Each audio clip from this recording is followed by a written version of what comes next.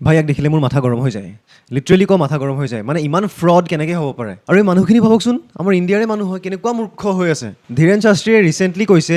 নাছাৰ লগত তাকো ইণ্ডিয়াৰ নাছাৰ লগত দেই ইণ্ডিয়াৰ নাছাৰ লগত সি কাম কৰি আছে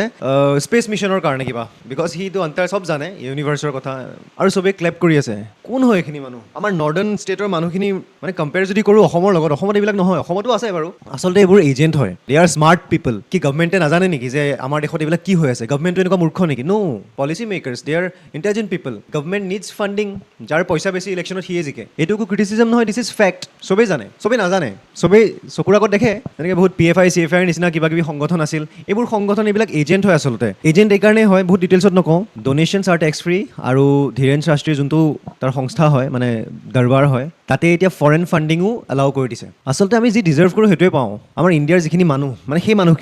সেই মানুহখিনিয়ে ডিজাৰ্ভ কৰে ধীৰেন শাস্ত্ৰীৰ নিচিনা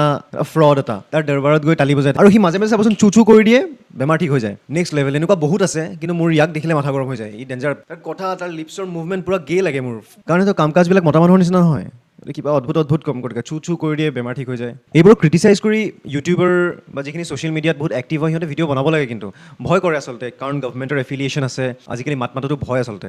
সৰু কথাতে উঠাই দিয়ে এইটো বেয়া আচলতে আৰু আমাৰ চবৰে চকুৰ সন্মুখত এইবোৰ হৈ থাকে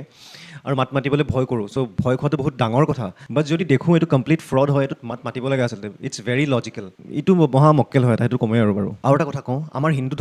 হিন্দু ধৰ্মৰ এই মানুহখিনিয়ে যিমান অত্যাচাৰ কৰিছে সাধাৰণতে কয় মুছলিমে অত্যাচাৰ কৰিছে অমুকে অত্যাচাৰ কৰিছে মোগল আহিছে অমুক আহিছে তমুক আহিছে সেইখিনি টাইমত আমাৰ ৰিলিজিয়নটো ভাল আছিল কাৰণে বাচি গ'ল আজিৰ টাইমত যদি মোগল ইনভেড হ'ল হয় পইচা ল'লে হয় আৰু কনভাৰ্ট হৈ গ'ল হয় সেইখিনি সময়ত বাৰু আমাৰ হিন্দু ধৰ্মটো চাগে অলপ ষ্ট্ৰং আছিল আৰু মেইন ফাণ্ডামেণ্টেলছখিনি বুজি পাইছিলে বাট আজিৰ সময়ত হিন্দু ধৰ্মৰ যোনখিনি মেইন পৃষ্ঠপোষক বুলি আমি নেশ্যনেল প্লেটফৰ্মত দেখা পাই থাকোঁ তাকো ৰিয়েল নালাগে চ' ফ্ৰড